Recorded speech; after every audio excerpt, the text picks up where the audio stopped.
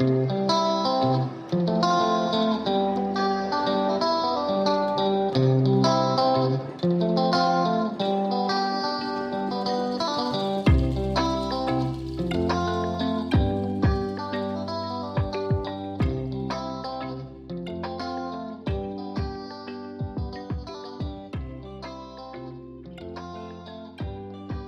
a todos, espero que estejam bem. Finalmente voltámos a gravar Conversas com Graça. Quero agradecer muito aos patronos que continuam sempre a apoiar-nos. Quero agradecer muito também a todas as pessoas que partilham e pedir que partilhem mesmo, porque quem vem aqui partilhar um bocadinho da história de vida é para ajudar.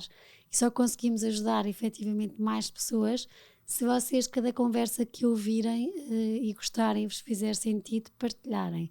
Esta conversa hoje é patrocinada por uma pessoa individual que pediu para não ser mencionada, mas que pediu muito para que este tema que vamos conversar hoje fosse abordado.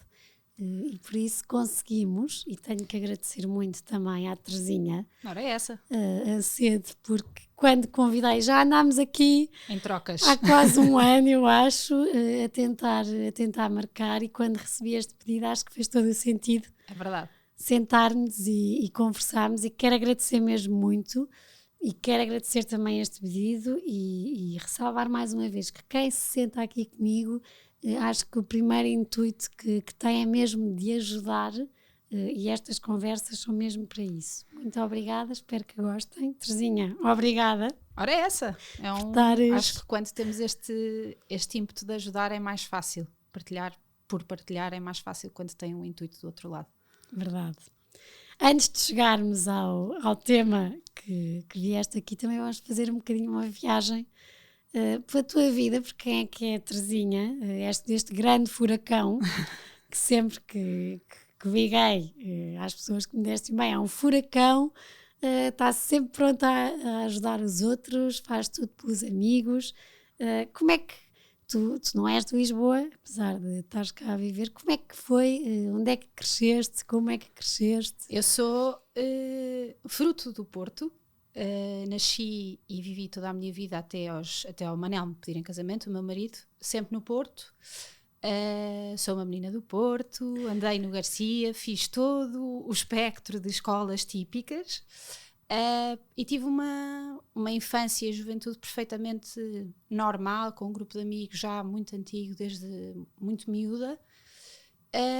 E pronto, não, sem nada assim a anotar. Sim, efetivamente tivemos aí algumas histórias giras para contar, minhas de miúda, mas acho que não trouxe assim nenhum problema. Mandona, porque eras a mais nova de 4 irmãos.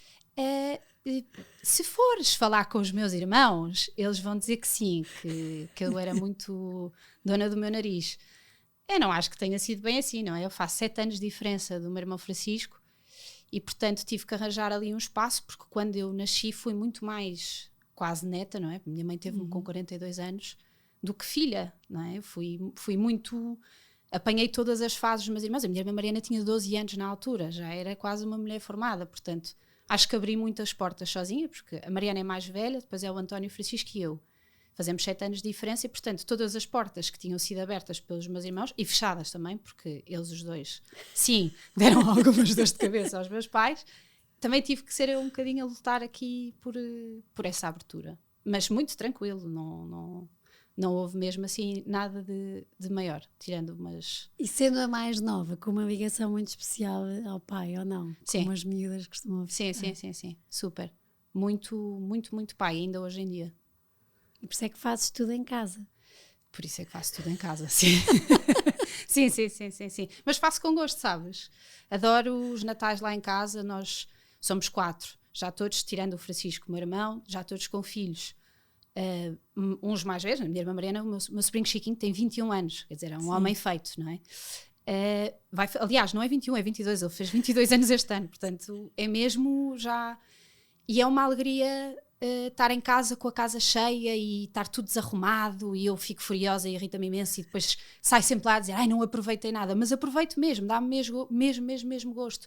E mesmo os verões em Casal Mau, em casa dos meus pais, na quinta dos meus pais, são um gosto. Eu adoro, adoro, adoro. Fico mesmo de coração cheio. Adoro cozinhar, adoro estar na cozinha. E se parte alguma coisa, se é preciso fazer alguma coisa, sim, Terezinha. Sim. Não, mas imagina, isto eu adoro, mas também acho que os meus irmãos acabam também por aproveitar um bocadinho, não é? Porque há sempre ali alguém que está atento às refeições, aos jantares, etc. Mas eu faço mesmo com gosto. Faço mesmo com gosto.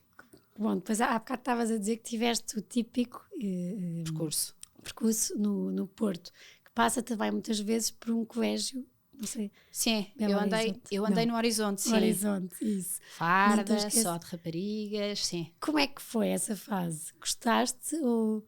Olha, se queres que te diga, gostei, mas não poria a minha filha num colégio só de raparigas. Eu acho que faz falta ter um bocado do lado dos rapazes. Eu tinha irmãos em casa, portanto, se fosse só eu e a minha irmã, se calhar sentiria mais essa falta. Sempre tive, e aliás, eu ia sair com os meus irmãos à noite, na fase, portanto, sempre tive muitos rapazes à minha volta. Não à minha volta nesse sentido, mas à minha volta, tipo, de amigos dos meus irmãos. Mas não poreria a minha filha num colégio só de raparigas. Acho que foi ótimo, tive ótimas bases para entrar no Garcia, depois para eu sair lá direta para o Garcia, mas não sinto que tenha sido uma coisa que deixasse imensas recordações boas ou histórias para contar. Acho que assim a história mais divertida que eu tenho foi uma vez que o Porto ganhou um dos 30 mil campeonatos e havia uma da minha turma que era benfiquista. E eu tinha ido para o colégio com o cascol do Porto, toda contente, e ela no corredor tirou-me o cascol, porque acho que tinha ganho um campeonato contra o Benfica, tirou-me o cascol, eu fui a correr atrás dela, caí nas escadas e parti o pé. Sentei-me em cima do pé porque queria cair direita, não é? Porque depois nós andávamos sempre de saias, não queria estar a mostrar as cuecas a ninguém. Caí direita e é assim a história assim, mais divertida que tenho para contar. De resto, não deixou ficar assim imensas recordações. Foi um sentido de liberdade quando de repente... Quando fui para o Garcia, sim. Sem dúvida alguma. E o Manel entra onde? O Manel é muito engraçado porque o Manel é o irmão mais velho de uma grande amiga minha, da Ita. E eu não conhecia o Manel. A Ita reza a lenda. O que conta é que nós passámos um fim de semana, tu sabes, olha, passámos um fim de semana em casa da Sofia, em Manhufe, sim, e da Kika, porque eram os anos do Zé António, se não estou em erro. E a Ita foi, já não sei porquê, qualquer coisa, acabou por ir passar lá o fim de semana também. E reza a lenda que quando ela chegou a Lisboa disse: conheci a mulher da tua vida, Manel, tenho a certeza absoluta que a vais adorar, tenho mesmo que arranjar uma forma de vocês conhecerem. E efetivamente conhecemos. Eu tinha vindo cá a Lisboa na altura ter com outro namorado, porque os meus namorados são quase, são sempre todos cá de baixo. E conheci o Manel com a Ita no Bairro Alto, no cruzamento da Rua da Espera com a Travessa da Esperança, ou a Travessa da Esperança com a Rua da Espera. Sim, nunca mais me esqueci, porque efetivamente foi mesmo ali num ponto certo. E aquilo foi, eu nunca tinha conhecido o Manel, sabia que a Ita tinha um irmão mais velho, mas aquilo foi de tal forma e a troca de gargalhadetes foi tanta que o meu namorado na altura foi-me deixar a casa e perguntou-me: olha lá, tu já andaste com este, não? E eu, não, juro que não conhecia, irmão da Ita, não sei o que. Ele, muito estranho isso. Eu, juro pela vida de toda a gente que tu quiseres, nunca o conhecia. É o irmão mais velho da Ita, conheço a Ita há imenso tempo, mas não faço ideia. Tipo, é o Manel, não sei quem é. E pronto, e assim foi. Depois eu acabei com esse namorado, sem nada a ver com o Manel, se bem que eu tinha ficado ali com uma pulguita atrás da orelha, mas acabámos. E pronto, e depois eu nesse verão vim estagiar para Lisboa, para uma agência de comunicação, porque eu tive um ano em Direito, desisti do curso porque não tinha nada a ver comigo, não é? Como é foi óbvio. Fácil desistir. Foi facílimo. Dizer que não querias. Foi facílimo porque senti imenso colo dos meus pais. E também do meu irmão Francisco, que é o advogado. Tem muita graça porque, aliás, no jantar agora de anos dele, agradeceu a um amigo dele que foi meu professor, que disse: obrigada por teres feito a minha irmã desistir do curso, porque eu sempre fui boa aluna. De repente chega um exame e tenho um 3. 1, 2, 3 na pauta, num exame que eu tinha escrito folhas e folhas e folhas e folhas. Portanto, aquilo não tinha nada a ver comigo, não é? Como é óbvio. E pronto, e entretanto mudei de curso, fui para Ciências da Comunicação e tive uma disciplina que era Relações Públicas, que eu nunca tinha pensado o que era. Fiquei com uma pulga atrás da orelha, entretanto, os astros alinham-se, não é? Apareceu-me uma coisa numa amiga minha no Facebook a dizer que precisavam de um estagiário de verão. eu não vai de motos, mandei o meu currículo, não é? Com aqueles trabalhos de hospedeira, 0, não é? Vim cá uma entrevista e acabei por ficar. E pronto, e a partir daí, como a ITA era verão, não estava ninguém cá em Lisboa, a ITA ia de Erasmus para o Brasil, portanto estava cá, não ia de férias. Então tivemos imenso tempo juntas, foram incansáveis, eu fui imensas vezes jantar à casa deles, porque eu estava a dormir em casa dos meus tios, mas ia imensas vezes jantar à casa da ITA, e pronto, e a relação com o Manel foi crescendo muito neste seio familiar e muito próximo, e ajudou-me imenso também, porque eu era uma naba no Excel, o Manel arquiteto sempre percebeu de contas. E sempre à distância? Nós andámos 4 anos sempre à distância. Com o Manel, coitadinho, um amor mesmo, é incrível. O Manel está sempre ao meu lado. Fazia todos os fins de semana. Acabava de trabalhar às 6h30, ia para o Porto, ficava a dormir numa pensão indescritível ao lado da minha casa. Não há palavras. Cheirava a sopa lá dentro. A antiga, não podia... Não. O Manel só dormiu. A primeira vez que dormiu debaixo do mesmo teto que eu foi depois de me pedir em casamento. Porque em Casamão, na minha quinta, nós temos a casa principal e temos uma casa pequenina. E o Manel dormia sempre lá, e vinha sempre de férias connosco, mas dormia sempre lá, nunca dormia na casa principal. Só passou a dormir quando eu fui pedida em casamento. Inacreditável, não é? E pronto, e depois também lá em casa só passou a dormir também quando me pediu em casamento. Portanto, o Manel, coitadinho, andava sempre a fazer, andava a papar as estradas de Portugal todas. E tu a tentaste o máximo de estágios de verão possíveis para vir para Lisboa. Como é óbvio, não é?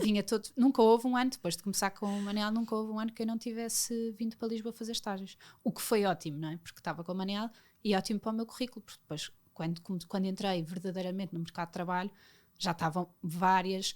Eu não acabei a faculdade com uma média extraordinária, eu tinha uma média mediana, mas já vinha com muita experiência que ninguém do meu curso praticamente tinha, não é? Porque eu estava sempre a fazer estágios. Compensou o namoro. Exato.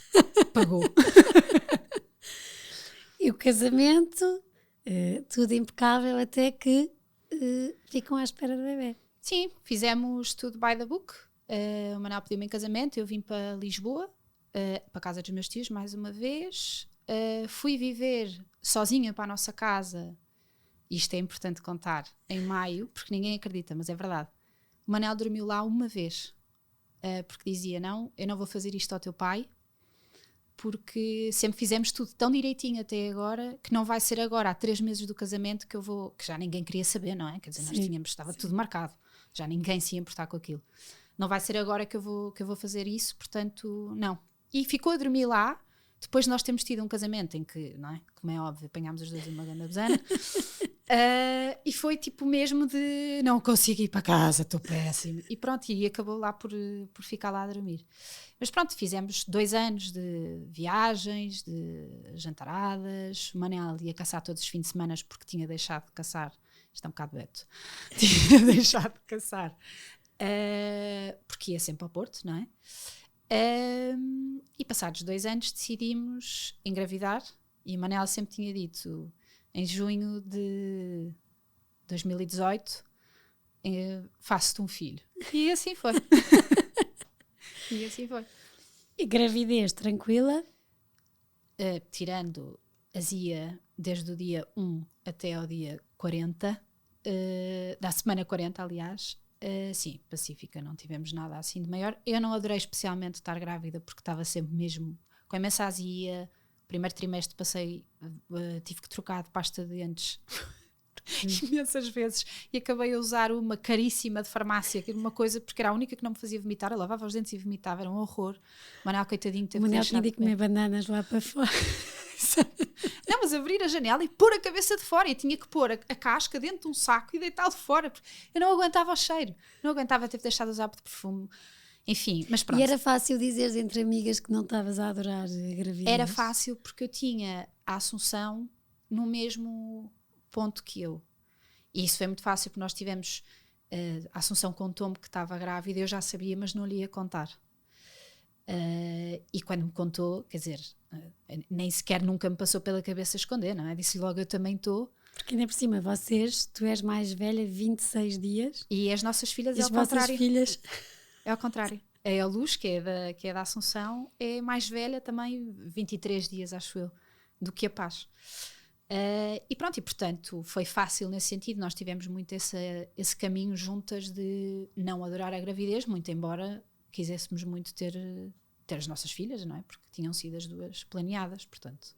E depois chegamos aqui a um momento que foi o parto, que é que começa um bocadinho o que depois foi um turbilhão silencioso. Sim. Durante muito tempo. Sim. Tu tinhas uma ideia, porque imagina, eu fiquei à espera de bebê e nunca tinha idealizado, agora quero que seja um parto normal, não quero cesariana, eu sempre fui, bem, o que for, que seja. Mas há pessoas que não, há pessoas que tu tinhas alguma ideia de como é que querias o teu parto, como é que... Bem, eu sempre achei que o parto era uma decisão médica, portanto estava um bocadinho como tu. Era, se tiver que ser cesariana, é uma cesariana. Se tiver que ser um parto normal, maravilha. Sempre disse à minha obstetra que queria um parto normal, mas que também não estava ali para ser um drama e um horror. Verdade seja dita que, por ter esta confiança, acabei por não fazer nenhum curso de preparação, porque também achei que, e continuo a achar que esta área da maternidade está muito polarizada, não é? Ou amamentas até aos 4 anos, ou só amamentas até aos 6 meses, é um drama. Portanto, também não queria estar a entrar, não tinha encontrado ninguém que fosse mais ao centro, mais a escolha que tu fizeres é aquela que está certa para ti naquele momento. E portanto, como não tinha encontrado isso, decidi, não, esqueçam, não me vão apanhar neste filme, porque eu não vou estar a fazer agora, sei lá, o pino para ter um parto normal, não me vão apanhar nisto. Estupidez, não é? Porque Sim. Depois... no fim de semana antes a Paz chegou às 40 mais um dia. No fim de semana antes da Paz nascer eu comecei a ficar super ansiosa porque disse várias vezes à Manela, eu quero um parto normal, eu não quero uma cesariana, a cesariana é horrível, não quero, porque fui tipo, estás a ver? Atirando, fingi demência durante 9 meses, vou fingir que isto não é um tema e pronto. E agora apercebo-me que efetivamente esta minha questão de é o que tiver que ser, não foi é o que tiver que ser a entregar a Deus, foi é o que tiver que ser, mas eu quero um parto normal, só que não me apetece pensar nisso. E pronto, e assim foi, eu entrei para a indução segunda-feira, tive 16 horas bem, quer dizer, consigo-me lembrar de 30 mil coisas mais agradáveis do que estar com um CTG agarrado à barriga, mas tranquila, sem dores de maior. E pronto, e depois acabou numa cesariana que não foi uma cesariana de urgência, foi só porque a forma como me puseram as coisas fez-me escolher uma cesariana. E essa frase eu não me vou esquecer, que foi que era um parto ao século XVIII ou uma cesariana controlada. O que é que uma pessoa pensa? Cesariana controlada, não é? Por amor de Deus. Já chega ao que basta, não é? Já tinha estado o dia inteiro, eu quase podia ter feito uma cova no chão do hospital de tanto andar de um lado para o outro, não é? Portanto, assim foi. Foi uma cesariana que em nada correu mal. Fisicamente eu tive uma recuperação ótima, no dia a seguir estava de pé menos de 12 horas depois, quando se faz aquele levante que é sempre uma chatice, porque há muitas senhoras que se sentem mal. Porque ainda por cima tinha o meu pai à minha frente, o meu pai é cardíaco, não é? Eu levantei-me, vejo o meu pai, uma dor. Tu tiveste cesarianas? Tive uma, mas não de parto, de outras coisas, tive que tirar dos ovários e é terrível. Pronto. Tu lembras-te bem, não é? Uma pessoa quando parece uma velha, levanta-se e ficas tipo... Não é? Ficas, parece que estás a morrer. E eu comecei tipo a tentar me esticar, agarrada à sutura, e só vi o meu pai à minha frente a ficar já meio aflito com a minha mãe, que também teve 2 cesarianas há 30 anos atrás, portanto muito piores ainda. Eu só pensei tipo, de todas as pessoas no mundo, estas 2 não podem ver a desmaiar, não podem, portanto eu vou ter que me aguentar. E assim foi, não é? Levantei-me, consegui ainda ver o primeiro banho da Paz. Achei que conseguia ir a pé, depois cheguei a meio do corredor e comecei tipo, se calhar preciso de uma cadeira, e assim foi. Mas pronto, fisicamente, no dia a seguir já estava ótima, vim para casa, já me levantava, sentava, fui a pé à farmácia, já estava mesmo bem, com algumas dores obviamente, mas bem. Psicologicamente, eu tive 2 ataques de pânico na cesariana, eu nunca tinha sido operada, E a sensação que eu tenho para mim, toda a gente diz é nojenta, mas para mim uma saariana é um strogonoff. Sendo que tu és o strogonoff, não é? Tipo, tu és a carne em que sentes que estás ali a mexer. Sentias? Desculpem. Mas sentias? Eu senti, mas não tive dores. Eu acho que isso é o normal, não sei, mas eu não tive dor nenhuma. Mas aquilo foi de tal forma, os ataques de pânico, eu não sei se o Manel te contou, mas foi de tal forma que a dada altura o Manel agarrou na mão do anestesista e olhou para ele e disse, ouça, a minha mulher não está bem, vai fazer alguma coisa em relação a isto ou vamos continuar? Porque eu estava deitada, a mim não me agarraram as mãos porque a minha sogra é obstetra também, portanto eu tinha a minha sogra a fazer-me vestinhas numa mão e do outro lado o anestesista também, impecável, mas pronto, isto foi um crescendo, não é? Eu não queria, aliás, quando me deram a anestesia, depois aquilo muda, eu já tinha epidural, mas mudam a anestesia, disse, não, deixe-me ir a pé para o bloco, porque, ou para o bloco, sim, deixe-me ir a pé para o bloco porque eu se calhar ainda vou conseguir evoluir. E ela, amorosa, a enfermeira disse, não vai conseguir mexer as pernas daqui a 5 minutos. Eu, não, está a ver, eu ainda consigo, e de repente. Porque não te explicaram o processo de como é que ia ser a cesariana? Não, e lá está, mas eu acho que o que acontece aqui, isto é um bocadinho difícil de explicar e de pôr por palavras, é porque eu não posso culpar ninguém, porque eu não perguntei. E eu estou em paz com isto, a culpa também não é minha, percebes? É uma responsabilização, fui eu que não quis saber e fui eu que fui andando com as coisas para a frente e fingindo um bocadinho que aquilo não ia ser um tema. Porque eu achei que não ia, porque eu achei que ia ser o supra-sumo da batata e que ia pôr um ovo e estava tudo ok. Pronto. E portanto, na realidade, não há culpa, há uma responsabilização e no limite essa responsabilização é minha porque fui eu que também não me quis informar. Mas sim, eu acho que tem que haver, honestamente, acho que principalmente quando estás num privado, eu já nem falo dos públicos, mas até porque nunca tive, nem sei como é que funciona num hospital público, mas num privado, caraças, não é? Estamos a pagar uma batelada, não custa nada ao médico sentar-se ao teu lado e explicar, não tens que ser tu a perguntar, não é? Sim. Tem que ser uma coisa muito mais, o médico tem que sentar e explicar tudo e etc. Na verdade, a minha médica explicou-me, mas eu já estava deitada. Não é? Tipo, agora vamos cortar não sei o quê, agora vamos cortar não sei o quê. Mas a dada altura, se eu tivesse força nas pernas, tinha-lhe enfiado um pé na cara, tipo, não vai cortar mais nada, por amor de Deus, já chega, não quero saber mais nada. Mas pronto, eu estive ali, comecei a ter esse ataque de pânico. Quando eu cheguei ao limite de achar mesmo que ia morrer, não é? Nasceu a paz. E pronto, eu tive verdadeiramente aquela coisa de olhar e ser um amor platónico inexplicável. No segundo, coitadinha, ela nasceu toda cesariana, né? Toda inchada, chinoquinha, amorosa, gordinha, linda de morrer. Agora, quando eu vejo as fotografias, já consigo ver que era um bebê recém-nascido, mas para mim foi mesmo assim uma paixão gigante. E depois, ela tive aquela coisa, pele a pele, etc, etc. Correu tudo lindamente, não tenho nada a dizer sobre isso, mas entretanto chegou ali uma altura em que ela tinha que ser pesada, não é? Tivemos ali no namoro, eu não tenho, para mim aquilo foi, não tenho ideia se foram 2 minutos ou 3 horas, para mim aquilo foi eterno, sabes?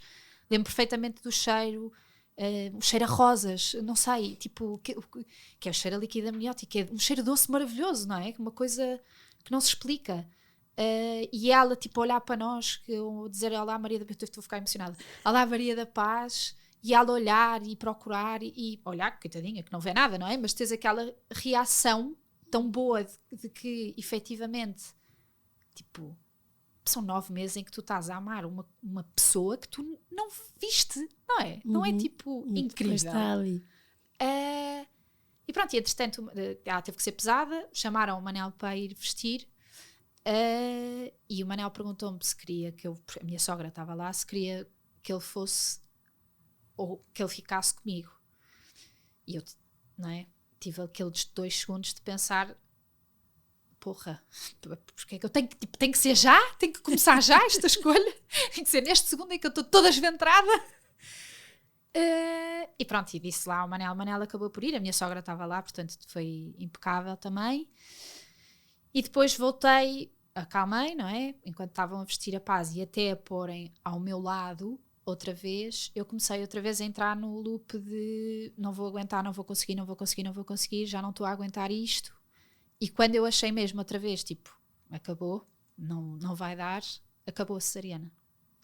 Portanto, foram ali, eu acho, não sei quanto tempo é que demora, mas toda a gente diz que são 40 minutos, 50 minutos, uma coisa bastante rápida, mas estes momentos para mim foram, imagina, não deve ter sido mais do que 5 minutos, mas aquilo foi mesmo eterno, não é? Da mesma forma que foi eu conhecer a minha filha, aquilo também foi uma experiência má, sem nada de médica a acontecer, não é? Porque eu não tive nada, a minha recuperação foi ótima, não se passou nada comigo, uma cesariana perfeitamente controlada, não foi de urgência, nada. Portanto, estava tudo ok. E pronto, e o problema acho que vem crescendo daí, não é? Foi eu durante 9 meses ter ignorado que queria um parto normal, ou ter varrido para baixo do tapete porque não queria estar a saber sobre se cortam pipis ou não cortam pipis, se faz isto, se faz aquilo, qual é que é o processo fisiológico, etc. Não me informei e, portanto, acabou numa cesariana em que eu tive 2 ataques de pânico. Nunca mais voltei a ter na minha vida, na verdade. E lembro-me dessa situação com bastante pesar, porque não foi mesmo agradável. Eu achei mesmo que tipo, não ia aguentar, achei mesmo, pronto, acabou. Olha, conheci a minha filha, acabou-se. Pronto, vai crescer sem mãe, porque eu não estou a aguentar isto. A nível emocional está a ser demais. E o segundo sem o Manel. E ao pé de ti a dar-te a mão. Sim, o segundo sem o Manel ao pé de mim a dar-me a mão, mas eu acho que, imagina, eu acho que nesse foi um bocadinho Terezinha Furacão a tentar, tipo, logicamente, percebes? Tipo, tentar resolver na minha cabeça uma coisa que não culminou em nada, porque um ataque de pânico, não, acho eu, não sei, acho que não, ninguém morre com um ataque de pânico, não sei. Mas acham que vamos... Exato, portanto, culminou com... Nem sei muito bem, sabes? Nem sei, acho que aquilo foi, tipo, quando eu comecei já não estava a conseguir, acabou. E a minha médica foi amorosa, eu adoro-a, foi amorosa, veio ter comigo, não, acabou, percebes? Não, quando eu achei mesmo que não ia dar mais, acabou. Cometi um erro crasso, não é? Quando me passaram da maca para a cama, decidi olhar para a maca, não é? Ninguém se lembra, não façam, não vale a pena. É um erro. Olhei para aquilo e pensei, mas já me tinham posto a paz aqui, não é? Eu levantei a cabeça para olhar e baixei logo e olhei para a enfermeira e disse: como é que se dá de mamar? Sabes, tipo, não quero esquecer a imagem que vi, porque aquilo de facto é uma carnificina, não é? Não... E honestamente marca tu sentires que para teres a paz o teu corpo sofreu aquilo tudo. Eu não sei se é isso que me marca ou se me marca mais o facto de eu não ter procurado informação para isso não acontecer, sabes? Acho que é um bocado... E foste procurar depois? Fui procurar depois, sim. Eu depois li quase todas as normas da Organização Mundial de Saúde, fui-me informar de imensa coisa, com a Assunção falámos muitas vezes e discutimos muitas vezes, todas aquelas informações que eu não quis saber, fui procurar tudo depois, e depois tu percebes que há tipos de comportamento em ambiente hospitalar que tu na altura nem ligas, sabes? São coisas subtis que tu nem pensas, não, mas que tu começas a olhar para trás e pensas, bolas, como é que alguém é capaz de dizer isto a uma pessoa que está tipo a fazer, a uma mulher que está a fazer o maior trabalho da vida dela, no sentido de está a dar vida, não é? Tipo, porquê? Eu percebo, as pessoas têm os seus problemas e há uma vida, todos os enfermeiros, médicos, etc., têm uma vida para lá de que está no hospital, mas aquele dia é o dia mais importante daquela mulher. E uma frase deles pode tornar esse dia o dia mais triste. Não é? Pode tirar a dignidade. Exatamente. E é uma responsabilidade gigante. Não é? Eu tipo, quando me deram a epidural, o catéter estava mal posto. Não é mal posto, estava certo, mas estava muito fundo, estava a tocar num terminal nervoso e eu fiquei com uma dor gigante na perna direita, que não estava a ter. E eu avisei o Manel, estou com uma dor, não sei o quê, Manel, isso deve ser as contrações. Mas achei estranho, porque eu estava a ter exatamente a mesma coisa que estava a ter antes, portanto, como é que aquilo estava a evoluir? Segunda vez, voltei a avisar o Manel, a terceira vez disse, por amor de Deus, vai ao corredor chamar uma enfermeira, porque isto não é normal, está aqui qualquer coisa que não está boa. O primeiro enfermeiro que entra diz-me a seguinte frase: bem-vindo às dores de trabalho de parto. E eu, que já estava furiosa, olhei para ele eu já estava há 15 horas naquilo, disse, não, eu estou há 15 horas nisto, a expressão nem foi isto, não é? Foi nesta merda, isto não são dores de trabalho de parto, ou então a minha filha vai nascer neste segundo. Como não parece que seja isto, por favor chame a enfermeira que teve a assistir ao processo de anestesia. E ela veio, efetivamente levantou-me o catéter, eu deixei de ter dores.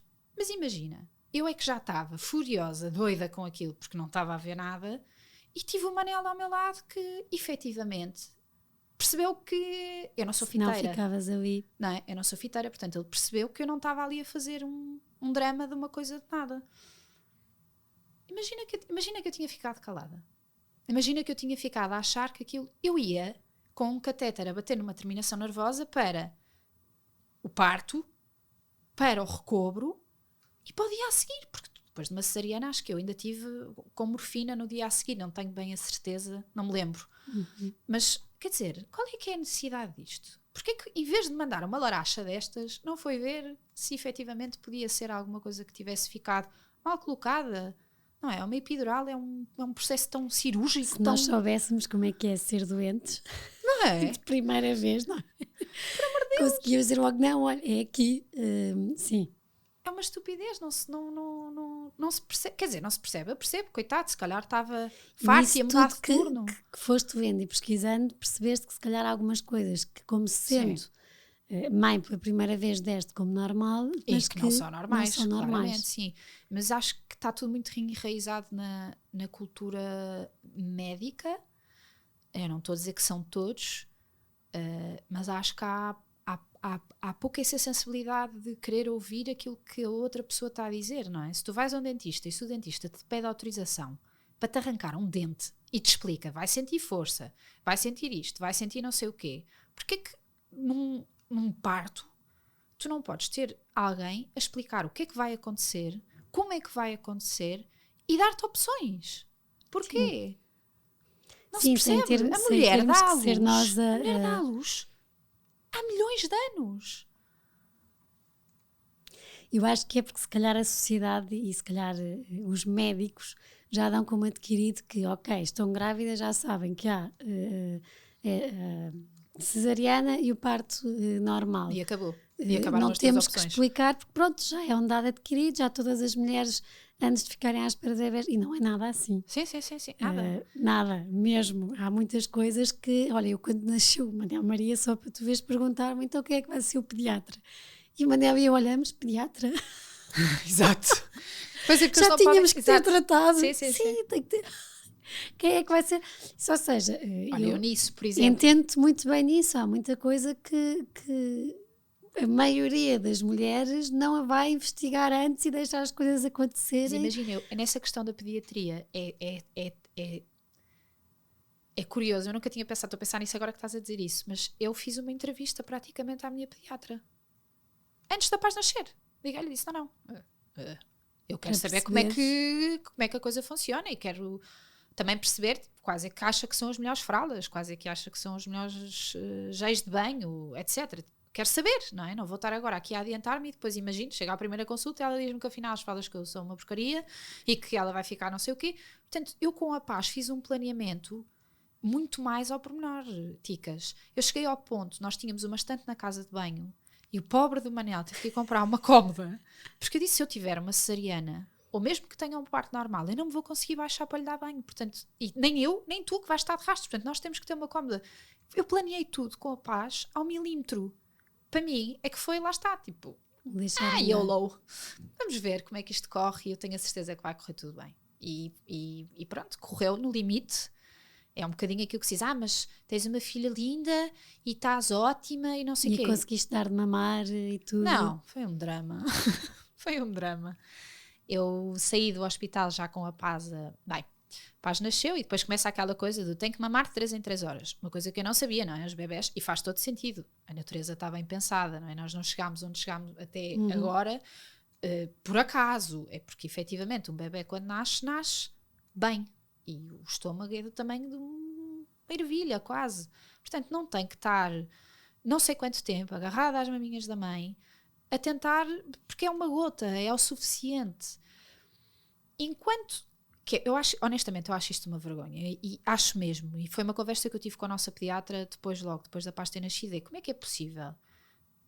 Outra vez, eu não sei como é que funcionam os públicos, eu não tive nenhum filho no público, mas nos privados, que se dizem, nós somos um hospital amigo da amamentação. Como é que não tem uma consultora certificada? Como é que é possível? Eu saí no recobro, tive 2 enfermeiras, uma delas a dizer ao Manel que a Paz tinha que arrotar e tinha, e que tinha que mamar de 3 em 3 horas. Como se nós já soubéssemos. Sim, tem que mamar de 3 em 3 horas, tem que arrotar porque tem que arrotar, e a outra era e não pode... já nem me lembro, disseram-lhe qualquer coisa que o Manel às tantas olhou para ela e perguntou só, mas e quando é que ela dorme? Nesse tempo, não dorme. Não dorme. Eu sempre ouvi dizer, a frase da minha mãe sempre foi, os bebés crescem 50% a comer, 50% a dormir. Portanto, acho que esse é um bom ensinamento que vem desde lá de trás. Portanto, isto foi enfermeira, entra uma diz uma coisa, entra outra diz outra, entra outra diz outra. E as enfermeiras é que fazem a diferença no pós-parto, porque quem está connosco, tocamos o sininho e é quem vai explicar tudo. Uma enfermeira que veio, que se sentou ao meu lado e que me ensinou a dar de mamar. Para ter outra, no turno a seguir, que me diz, está a fazer tudo mal. E tu estás numa...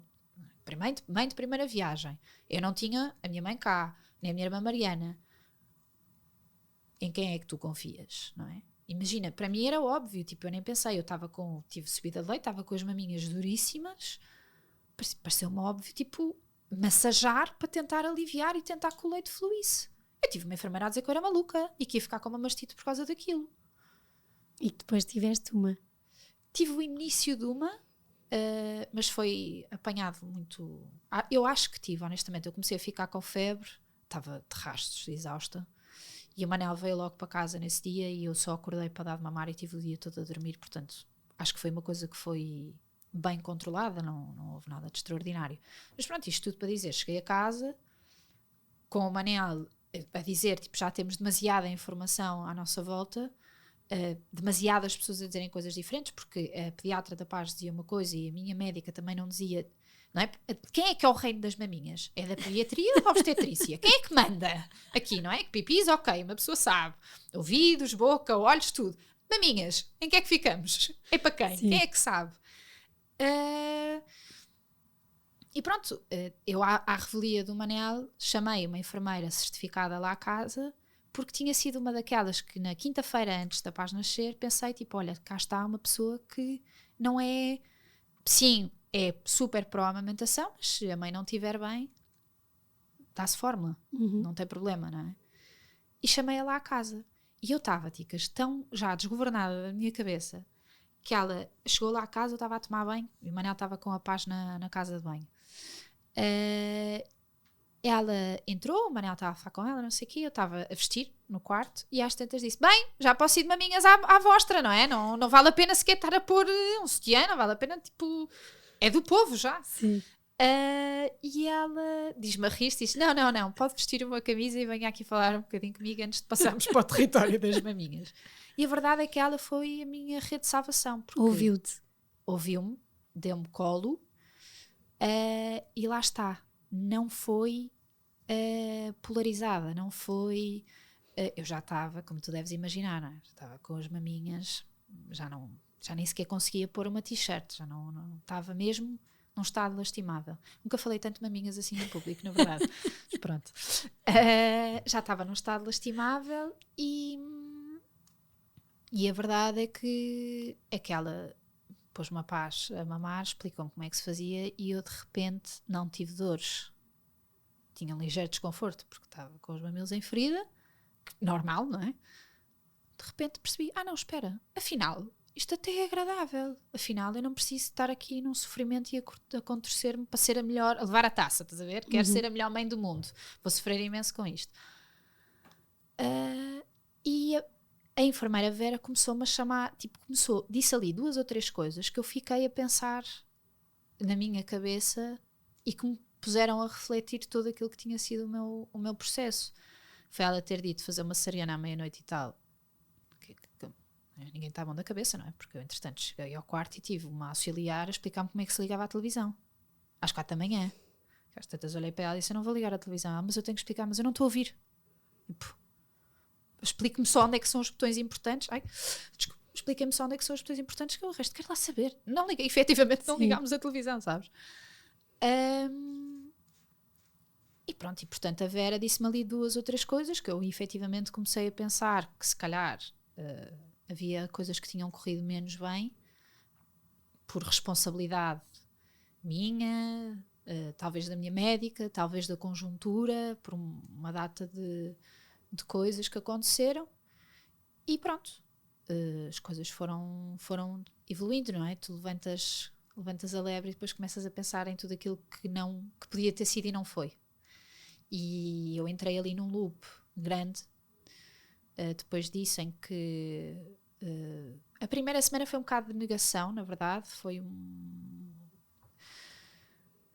aquela coisa, mamar, não sei, frala, tu nem sequer pensas, tipo, nem sequer paras para pensar, não é? 1001 em que andamos, não é? Exato. E depois, quando eu consegui parar, quando as coisas começaram a estabilizar com a paz, porque efetivamente nós tivemos uma sorte gigantesca, ela, bebê, muito tranquilo, final do primeiro mês dormi 8 horas seguidas, cocós e xixis com fartura, tivemos, imagina, privação de sono. Eu nem sequer, na verdade, eu nem sequer sinto que tenha tido privação de sono, estou a ter eu agora, que ela não dorme, mas na altura nem sequer sinto que tenha sido isso, sabes? Aquela coisa de haver imensa gente a dizer, ai, tem 2 semanas e ainda não dorme.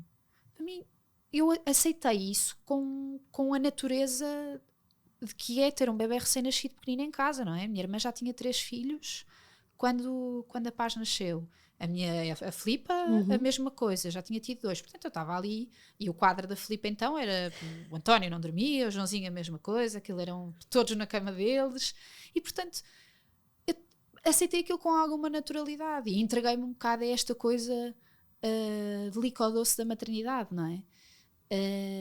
E até aí tudo bem. O problema vem depois, não é? Quando tu já sabes que estás a dar de mamar bem, mas não aumenta aos 30 gramas por dia.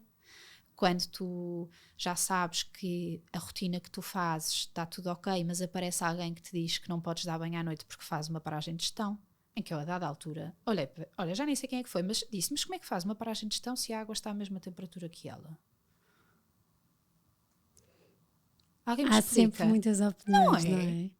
Tipo, eu tenho um termómetro que está a 37, o corpo dela está a 36,6, como é que, tipo, há paragens de gestões pela água estar mais quente? Eu nunca medi a temperatura da... Imagina, lá está, só que isso vem daquilo, tipo, eu planeei tudo. Milimetricamente com a Paz. Comigo não é? Aliás... E ouvires dessas opiniões, tendo em conta que planeaste tudo, ainda enervava mais? Claro, e pior, não é? Porque a dada altura tu começas a duvidar, não é? Ouves uma, ouves 2, respondes, ouves 3, 4, 5, 6, e a dada altura começas a acreditar naquilo. Mais uma vez, responsabilidade tua, que tens que impor um limite à outra pessoa. E eu não impus, porque talvez seja a 4ª filha, a mais nova, esteja habituada a estar numa casa onde somos quase italianos, não é? Toda a gente fala altíssimo, tudo é vivido à flor da pele, e pronto, e comecei a entrar, imagina, acreditas numa, e quando começas, o problema é acreditar na primeira, quando acreditas na primeira depois começa o chorrilho todo e a eu seguir. acreditar na primeira em muitas que põem em causa o teu papel de mãe. Sim, sem dúvida.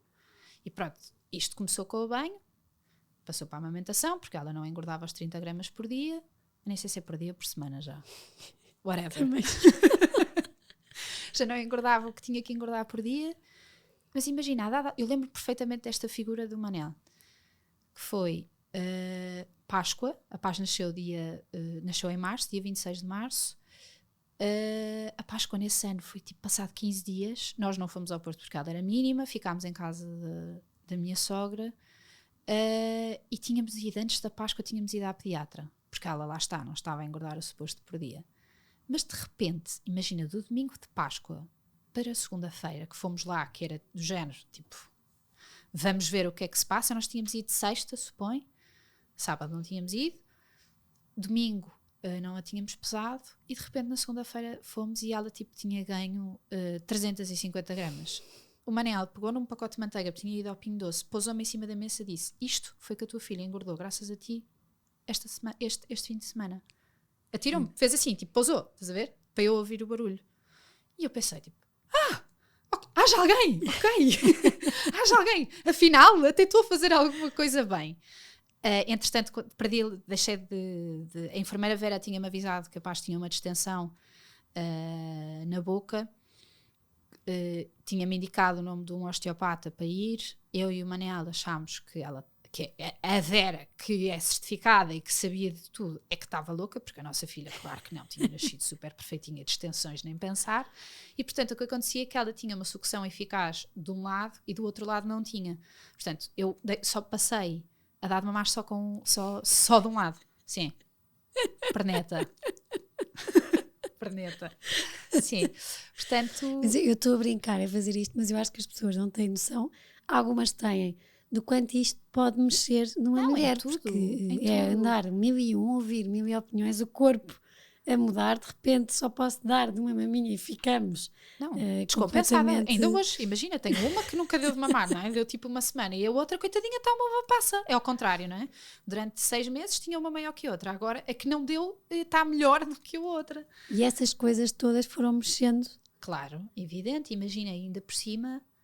E depois isto é tudo muito estranho, não é? Porque aquilo que se passa na cabeça de uma mãe, e eu acho que fiquei muito mais alerta para isto e comecei a estar muito mais atenta aos sinais das minhas amigas, é muito difícil de descodificar. Principalmente quando tu estás num ponto, em que era o meu caso, em que eu era super eficaz com a Paz. Super eficaz. Não faltava nada. Estavas a passar por uma depressão pós-parto sem te perceberes disso. E sem à volta também se aperceberem. Ninguém se apercebeu, na que essa faz tudo. Porque eu estava, imagina, ok, tinha algum momento se calhar em que chorasse, mas o Manel, coitadinho, foi enxovalhado durante imenso tempo, não digo o primeiro ano da Paz, mas durante os primeiros 6 meses o Manel não podia dar uma opinião diferente da minha, quase, porque eu é que sabia, eu é que vivia aquilo, e ele é que ia. Eu, a dada altura, isto é muito feio, mas a dada altura,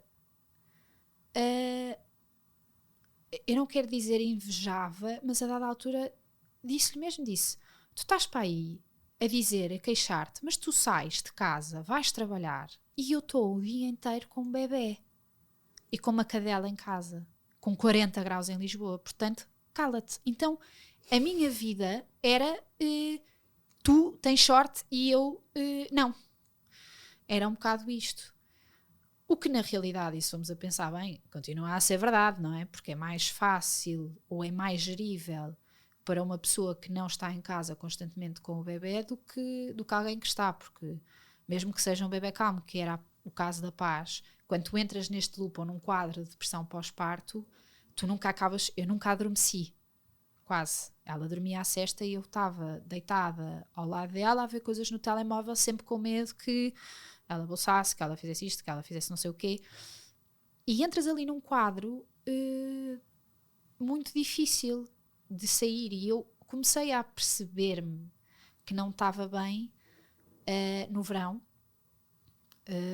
Eu emagreci imenso, aliás, eu não engordei muito, engordei 10 quilos na gravidez da Paz, portanto eu saí do hospital, tinha 2 quilos a mais, que os perdi logo nas 2 primeiras semanas, e depois daí para a frente, eu cada vez que dava de mamar comia uma tablete de chocolate. Portanto, imagina, não é? Eu cheguei ao verão, parecia que estava grávida outra vez, com uma maminha maior que a outra. Portanto, quadro de miséria, não é? Na praia, minha filha, linda de morrer, amorosa, cheia de regueifas, tudo espetacular, e eu disforme. E aí comecei-me a perceber que se calhar havia esta coisa de eu ter que comer tanto chocolate, não é só porque eu adoro chocolate, é porque havia ali qualquer coisa que não estava bem. E comecei a fazer uma data de... comecei a ler ainda mais sobre hormonas e a amamentação e o papel da amamentação e tudo isto. E comecei a perceber que havia ali algumas coisas que não estavam bem, e tive a sorte e a sorte dele e minha, que fui eu que eu escolhi bem, de ter o Manel ao meu lado, que apanhava-me ali em momentos-chave em que eu estava mais lúcida, vamos chamar assim, em que o Manel me dizia tudo de rajada, o bom e o menos bom, e aquilo, o trabalho espetacular que eu estava a fazer, mas que tinha que ter mais calma nisto e naquilo, e que tinha que estar mais ciente que era ótima naquilo. E eu aí começava, tipo, havia aquilo, chorava. E foram sim uns momentos de lucidez que eu fui tendo, e a sorte de ter tido o Manel, a Assunção, a Filipa, que me foram agarrando e que me foram apanhando e que me foram também dando a oportunidade de eu começar a perceber também onde é que eu estava a falhar comigo, não é? Porque com a Paz estava tudo ok. Comigo e acima de tudo com o meu casamento. Porque uma depressão pós-parto, um filho é o amor da vida, quando é querido, não é? O amor da vida de uns pais.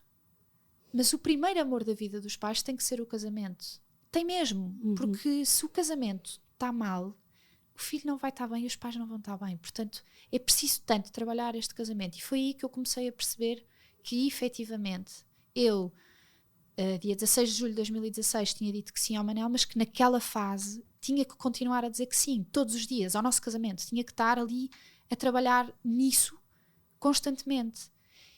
E isso é aquilo que é verdadeiramente difícil. É uma pessoa ser vulnerável, e o ser vulnerável é muito bom. É o ser vulnerável ao ponto de perceber que tu tens que abrir o coração. E enquanto mais guardares, depois acontece partir uma chávena e sai tudo enxurrada. Coisas que nem têm assim tanta importância. E isto é aquilo que eu considero que é importante. Efetivamente, é preciso uma aldeia para criar uma criança, não há dúvidas. É preciso muito apoio à mãe, é preciso as pessoas terem efetivamente noção de que não vale a pena aparecer para fazer uma visita se vão chegar lá e se vão sentar no sofá e estar à espera que as coisas aconteçam. Não.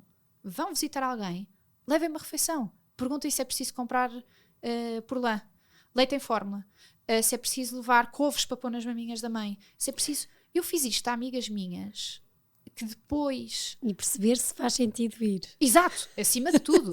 E não levar a mal se disserem não dá jeito.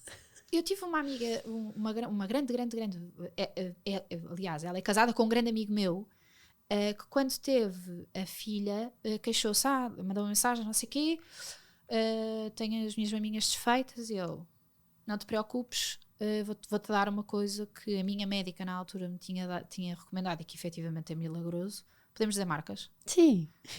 Multimam, malta. Multimam para os mamilos é maravilhoso.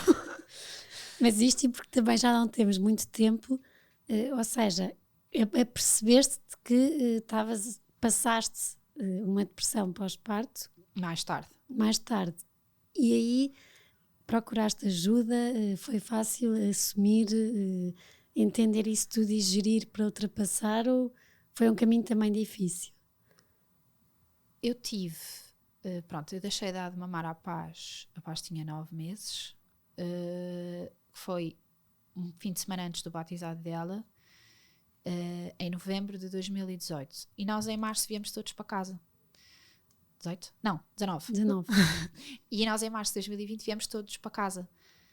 Portanto, eu já achava que havia ali um quadro que não estava bem e que melhorou substancialmente quando eu fui trabalhar, não é? Porque deixei de estar naquele loop.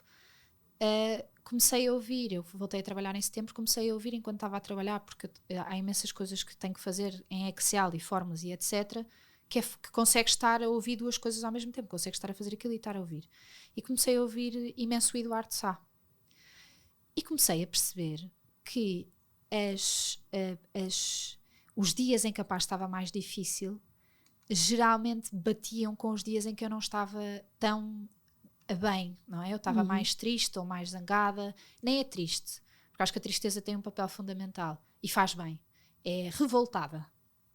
É um bocado, é mais este papel de revolta e de estar mesmo com as coisas mal resolvidas.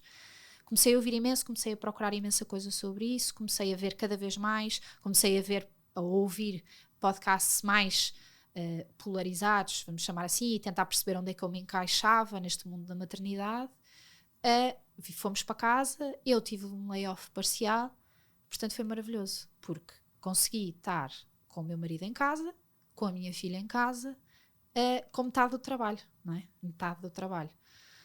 E foi aí que eu comecei, mandei vir imensos livros, comecei a ler imensa coisa, muito mais a sério, aproveitei mesmo esse tempo e resolvi imensa coisa. E comecei a perceber onde é que eu tinha responsabilidade, onde é que eu não tinha, onde é que alguém tinha falhado comigo, onde é que eu podia culpar alguém, onde é que eu podia desculpar alguém, não é? Que é tão importante para passar isto e desculpar-nos a nós próximas, a nós próprias, e fui por tudo. Enneagramas, mapas astrais, fiz tudo. Vou fazer uma leitura da aura agora. São ferramentas de autoconhecimento. Fui trabalhando tudo isso até que chegou a um ponto em que eu pensei, ok, eu agora não consigo desculpar mais. Agora é culpa minha. E foi aí que fui, olha, falei com a Filipa indicou-me a tua psicoterapeuta, odiei-a na primeira consulta, saí de lá revoltadíssima porque ela acabou a consulta a perguntar-me se eu já tinha tomado ansiolíticos. Eu fiquei a olhar para ela, o quê? Eu que estou aqui a fazer um tratamento de autoconhecimento e um cuidado gigante ainda me tenho a lata de me perguntar isto. E fui a segunda, saí de lá, não é? Liguei ao Manel, revoltadíssima, não sei o quê. Deves-me ter rogado pragas. Não roguei nada. Pensei, tipo, esta merda não é mesmo para mim. Foi mesmo esta expressão. Foi, isto não é para mim. Acabou-se. Não vale a pena. E depois lá acalmei, depois da revolta toda, porque tivemos aí, como tu sabes, não é? Fomos vasculhar imensa coisa. Acalmei e pensei, não, vou a segunda para tirar a teima. Só descargo de consciência. Adorei-a na segunda, na terceira, etc. E pronto. E desde aí temos construído um caminho que honestamente eu acredito que já está muito diferente do que como começou, muito mais sereno. O furacão acalmou bastante, o que me permitiu também assumir que tive uma depressão pós-parto e que posso dizer sem vergonha nenhuma, acho mesmo que é uma história de superação. Acho que é tão importante falarmos disto, é tão importante percebermos os sinais de quem está à nossa volta, de sabermos, como tu estavas a dizer, quando vamos lá, se vamos, não levar a mal. Eu disse tantas vezes a amigas minhas, não, obrigada, mas não, hoje não quero, hoje não me apetece. E imagina, e tenho tanto essa noção, que também não quero ser nada intromissiva com os outros. Tenho imenso cuidado quando me pedem uma opinião em relação à maternidade, ou bebés, não é? Mesmo com coisas estúpidas tipo fraldas e biberons, estás a ver? Digo sempre, olha, com a paz, correu bem. Porque nunca sabemos o que é que pode ser o clique para desencadear uma depressão pós-parto no outro lado, não é? Porque estamos tão suscetíveis, é isso, é tudo tão novidade e queremos ser tão perfeitas porque é a melhor coisa que tens, não é? Que temos e que fizemos de repente. É importante ter esta consciência de que às vezes mais vale o silêncio. Temos 2 ouvidos e uma boca. Exato. Ouvir mais o que é que uma mãe tem para ouvir. Com a Assunção, tivemos tantos telefonemas as duas em que ela estava, e ela 15 minutos a vomitar tudo aquilo que sentia, que não sabia, que não sei o quê, e eu com ela, e digo-te francamente, acho mesmo que é preciso, todas as pessoas deviam ter uma Assunção e um Manel na vida delas, e uma enfermeira consultora, se quiserem dar de mamar. Certificada, importante que seja certificada, porque efetivamente isso muda o curso, muda completamente.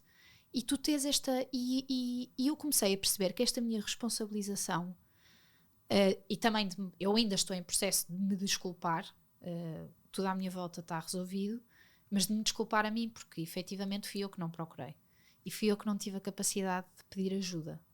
E é aqui que eu quero chegar, é o ser vulnerável, e tu pedis ajuda a outra pessoa, sem prejuízo da outra pessoa achar que tu és fraca, que não, mentalmente não consegues, que não sei o quê. Seres vulnerável e dizer, eu preciso de ajuda. E do outro lado, tu não vais ter, se só a outra pessoa estiver a milhas, não é, do que se passa, do outro lado tu não vais ter um pensamento de ela é fraca, uma depressão pós-parto, que ridículo, está a chamar a atenção. Não, isso do outro já lado, era há 50 anos atrás, não é? Exato, do outro lado tu vais ter alguém que te vai ajudar. Mesmo que o ajudar seja atender o telefone. É tão fácil ajudar, não é?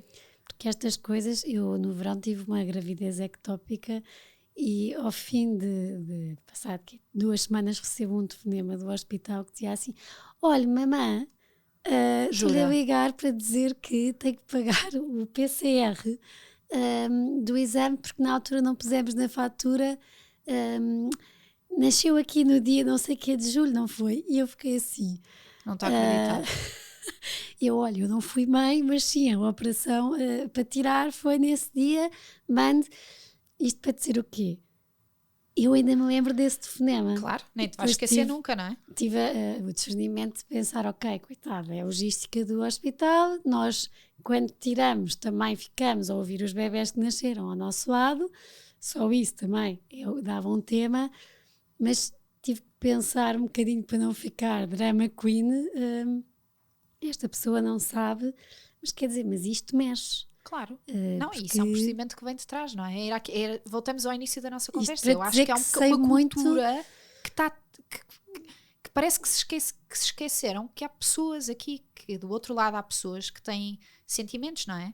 Da mesma forma que eu não acho correto um utente entrar num serviço de urgência aos berros com os médicos a dizer que está há 5 horas à espera que ainda não foi atendido, também não me parece correto que um médico olhe para nós como uma máquina funcional, humana, sim, que não tem sentimentos.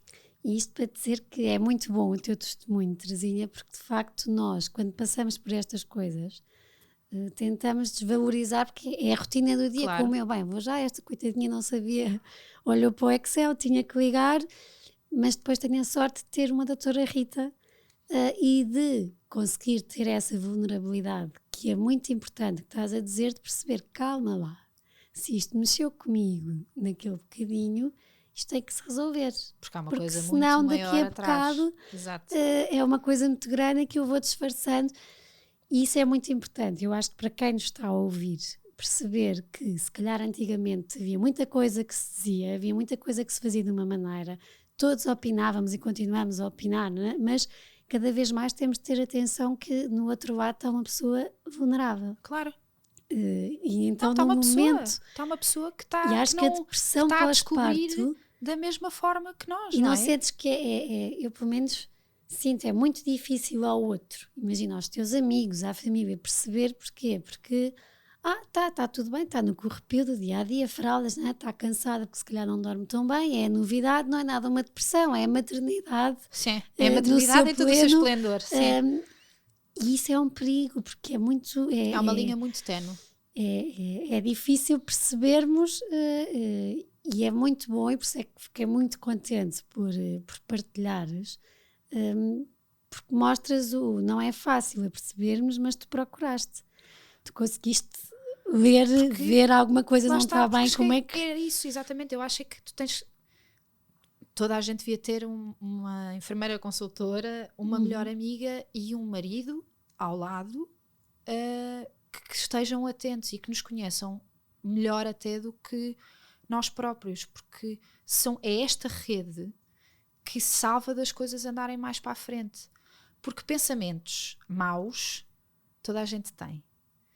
Mas uma depressão pós-parto vem com uma carga hormonal que o outro tipo de depressões não vem, não é? Porque depois de um parto há uma desregulação hormonal e há uma produção de outra hormona, disto, daquilo, etc, etc. E isto tudo é muito mais furacão, não é? Do que qualquer outro tipo.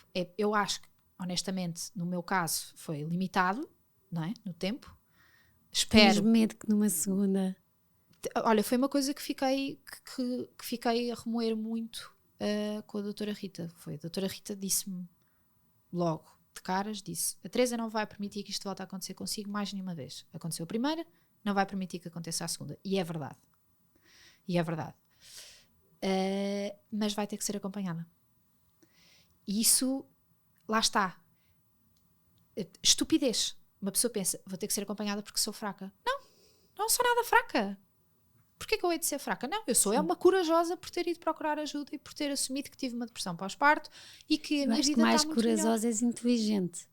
Exato, não é? Que é tipo, não quero passar outra vez pelo mesmo drama. Se eu já descobri a cura, não é? Temos ferramentas para sermos melhores e nos tornarmos mais leves. Sim. Eu acho que é o oposto da fraqueza, é a inteligência. Sim. Procurar as ferramentas e encontrar. E tanta coisa, não é? Tens uma dor de cabeça, tomas um Benuron. Estás com uma dor de barriga, tomas não sei o quê. Dói-te um pé, pões uma meia elástica. Porquê que a doença mental continua a ser um estigma? Não é? É tão fácil na correria do dia-a-dia uma pessoa não olhar para dentro, não perceber o que é que está a acontecer. E digo-te francamente, eu acho que isto tudo começa com um nível de autocuidado. Eu toda a minha vida pus creme hidratante. Toda a minha vida. De pequenina, sempre vi a minha mãe a pôr, eu faço o mesmo. E eu percebi que estava grávida porque ponho creme hidratante. Imagina! Não, é tipo, comecei a pôr e de repente, alto, está aqui uma coisa estranha. O que é isto? Não sei o que, nananã. Aqui mudou não sei o quê. Tipo, estou mais inchada nos tornozelos. Eu inchada? Porquê? Isto não é nada meu. Estás a ver? E começas a ver. E acho que isto é tão importante. Tu tens este momento para ti de 5 minutos, que seja a pôr creme hidratante, a fazer uma meditação, a ler um livro, mas que seja, e vou dizer a palavra de alto do ano, desconectado, não é? Que seja fora das redes, ou mesmo que se for nas redes, que seja uma coisa que te nutra e que te dê informação e que te deixa pensar em alguma coisa que te possa tornar melhor ou mais completo, é muito importante. E outra coisa que eu acredito mesmo que faz toda a diferença, a pessoa que está ao nosso lado tem um papel fundamental, sim, mas essa pessoa complementa um quadro que já está completo. Quando o nosso quadro não está completo, a outra pessoa nunca vai conseguir deixar o quadro completo, porque somos nós que o fazemos. Isto é assim um bocadinho... Não é? E a outra pessoa também não tem as ferramentas para nos ajudar naquilo que não foi formado. Tem as ferramentas para ajudar tudo, para dar tudo aquilo que é logístico, não é? E para dar colo. Mas somos nós que fazemos, somos nós que escolhemos o nosso caminho, e é muito importante mesmo ter um sim na nossa vida e escolher esse sim todos os dias. Seja o sim do nosso casamento, seja o sim de fazer a meditação, é ter um sim e levar esse sim até à última consequência. E só assim é que as coisas andam para a frente. O meu primeiro filho é o meu casamento. E acho que foi esse o segredo para eu conseguir dar esta volta. Tanto eu como a Manel, obviamente que tivemos uma fase má entre os dois, de não falarmos, de não sentirmos qualquer tipo de... Coitadinho, o Manel foi, lá está, a pessoa que está mais próxima de nós é aquela que sofre sempre mais. Eu lembro-me de uma frase que tu disseste, que o Manel te disse: tu já não ris. Eu acho que o Manel nunca me disse isso, mas eu senti isso, eu senti que ele sentia isso, que eu, lá está, era um poço sem fundo, que já tinha perdido a vida, exatamente, tinha perdido a vida. Já não enchias uma sala. Já, exato. E de repente, quando o primeiro confinamento para mim foi a melhor coisa que me podia ter acontecido, porque foi aquilo que me deu tempo, obrigou-me a parar, não é? E parar mesmo, e que me deu tempo a perceber, ok, eu tenho o meu marido à minha frente a trabalhar comigo, eu amo, é a melhor coisa que me aconteceu na vida, é tudo aquilo que eu quero para mim até ser velhinha. Porque é que eu lhe estou a fazer isto? Porque é que eu estou a tratar mal? Porque é que eu não estou, tipo... sei lá, a dar imenso colo e a dizer, por amor de Deus, tipo, vamos ser outra vez aquilo que éramos há um ano atrás, antes da paz nascer, ou, estás a ver? Uhum. E é tão importante termos ou mesmo que as coisas não corram bem num casamento, mas ter um sim, não é? Ter um sim. E agora na reta final, as últimas 3 perguntas. Isto contigo podíamos ter 3 horas de conversa. Sim, eu sou um bocado fala barato. Desculpem. Qual é que foi um dos dias mais leve? Eu não vim preparada para isso, que chatice. Um dia mais leve. Olha, o dia do meu casamento e o dia que o Manel me pediu em casamento, sem dúvida. Foi mesmo um dia leve. Toda a gente estava em pânico no dia do casamento, à minha volta. Toda a gente, tudo. Não sei que o cabelo, estavam 40 graus, casámos em Samora, estavam 40 graus, não se aguentava cá fora. Toda a gente em pânico, o meu pai, que nem é nada de estar nervoso, a minha mãe, a mesma coisa, tudo a fumar imenso, para a minha casa toda a gente fuma, tudo a fumar imenso, e eu, de género, só quero saber as horas. Houve um desfile de Campinos, nós não sabíamos, houve um desfile de Campinos, ficámos parados à entrada de Samora Correia, em que eu estava cá atrás no carro, o meu irmão Francisco a guiar, o meu pai à frente, a minha mãe ao meu lado, a minha mãe em pânico, vamos chegar atrasadíssimos, não sei o quê, porque entretanto eu tinha, no convite estava às 4, a missa começava às 4h30, já eram 4h30, aquilo não andava para trás e para a frente, e eu comecei tipo, o Francisco, o meu irmão amoroso, então, mas e quantas pessoas é que vão? E não sei o quê, tipo, para ver se eu não estava ali a entrar no loop. E eu, a dada altura, pensei, eu vou a pé, saí do carro, quer dizer, tenho o amor da minha vida à espera no altar, estou aqui à espera que uma porcaria de um cortejo de Campinos acabe. Eu vou a pé, quero lá saber, de ficar desmaquilhada com o vestido sujo, não quero saber. Mas pronto, entretanto, o Francisco Conseguiram ir lá percebeu que eu ia mesmo a pé e que não ia esperar por ninguém, e lá deu a volta. E um dos dias mais pesados? E há 2 dias, um dos dias mais felizes da minha vida foi sem dúvida o nascimento da Paz, mas também foi um dia muito pesado, porque é aí que eu inicio um processo de depressão. Acho que é aí que marca o início daquilo que eu fingi que não estava a acontecer. Foi esse e o dia em que me apercebi que tive uma depressão. Não sei precisar exatamente o dia, mas foi o dia em que percebi que a Paz tinha uma variação de humor que estava muito dependente do meu. E por isso é que o Manuel de certeza que deve ter dito que é preciso gerir uma mãe, não é uma criança, não é?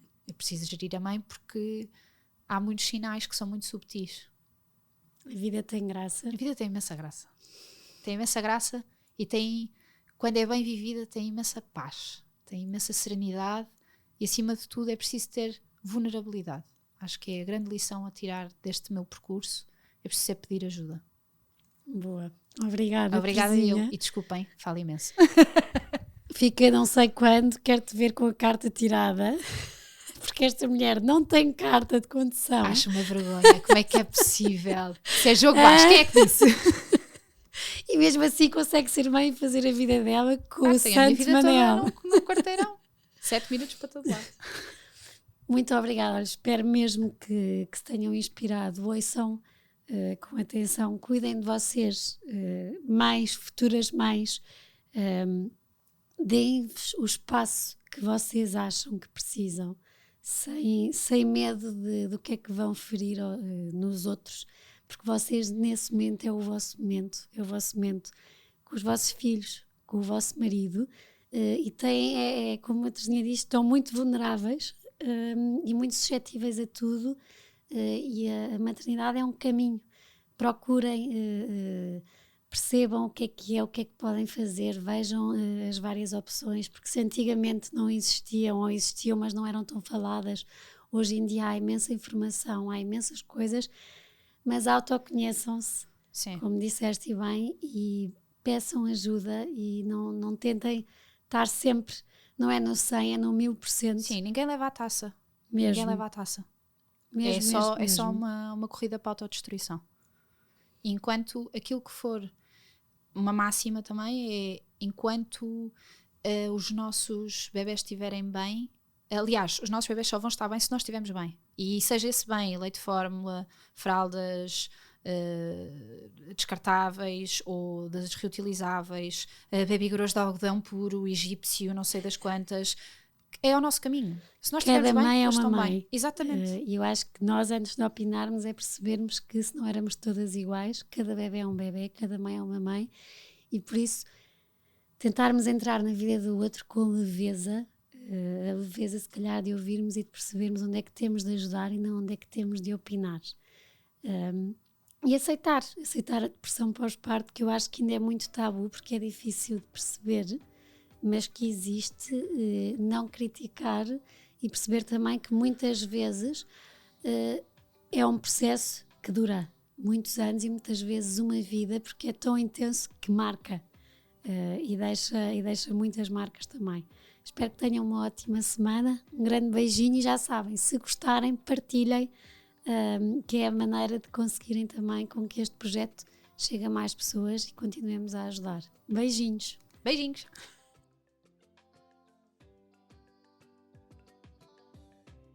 Obrigada por terem estado connosco até aqui. Para terem acesso a conteúdos exclusivos do podcast Páginas com Graça, como quem serão os convidados e saberem com antecedência, poderem fazer-lhes perguntas, terem acesso a conteúdos extra que vamos conversar e que vamos falar aqui, Poderão ser patronos, a descrição está no perfil, como poderão e como poderão sê-lo, e será sem dúvida uma mais-valia e um grande apoio para este projeto que eu acredito e que acho que os meus convidados também gostam e que irá contar muitas histórias e que, claro, que se tiver a vossa ajuda e o vosso apoio, poderemos continuar a conversar mais e a deixar capítulos e livros contados.